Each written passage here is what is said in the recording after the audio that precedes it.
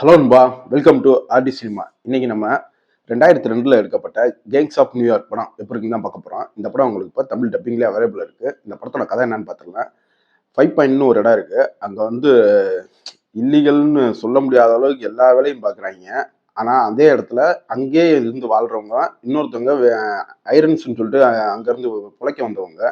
இவங்க ரெண்டு கும்பலுக்கு நடுவில் சண்டை வந்ததில் நம்ம லியான் நிசன் இருக்காப்புல அவர் வந்து டிகாப்ரியோட அப்பாவை அவர் கண்ணு முன்னாடியே கொண்டுறாப்புல.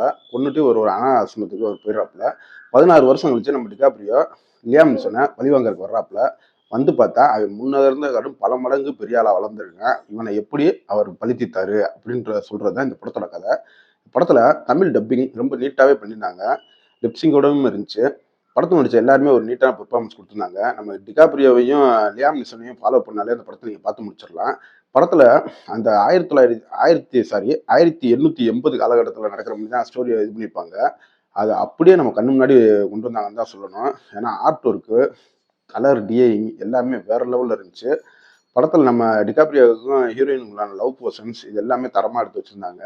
அதுலேயும் இவரை இழுவாவே பேசிக்கிருக்கும் போது ஒரு ஃபைட் வரும். டக்குன்னு சட்டையை அவுத்துட்டு உடனே ஒரு ஃபைட் பண்ணுற மாதிரி ஒரு சீன் வரும். அதெல்லாம் வேற லெவலில் இருந்துச்சு. இந்த படத்தில் அடல்ட் கண்டென்ட்டு நிறையாவே இருக்குது. நிறையான்னு சொல்ல முடியாது, கொஞ்சம் இருக்குது. ஆனாலும் நியூடிட்டி சீன்ஸும் இருக்குது படத்தில். அதனால் இதை ஃபேமிலியோட பார்க்க முடியாது. இந்த படத்தில் இப்போ மைனஸே இல்லையான்னு கேட்டிங்கன்னா, ஒரு நல்ல நீட்டான ஒரு கிளாசிக் படம் தாங்க இந்த படம். கண்டிப்பாக பார்க்கலாம். படம் ஆனால் என்ன, படத்தோட மைனஸ்னு பார்த்தா ரொம்ப லென்த்திங்காக இருக்காப்புல இருக்கும் படம். 2 மணி நேரம் 50 நிமிஷமே நம்ம ஓடுதா படம். அதனால கொஞ்சம் பெரிய படமாக தெரியும். மித்தபடி நம்ம டிகாப்ரியையும் லியான் நிசனையும் ஃபாலோ பண்ணாலே இந்த படத்தை பார்த்து முடிச்சிடலாம். உண்மையிலே ஒரு மஸ்ட் வாட்ச் படம் தான். கண்டிப்பாக ட்ரை பண்ணி பாருங்கள். அமேசான் பிரைம் வீடியோவில் இப்போ தமிழ் டப்பிங்கில் இருக்க படம். இன்னொரு வீடியோவில் சந்திப்போம்.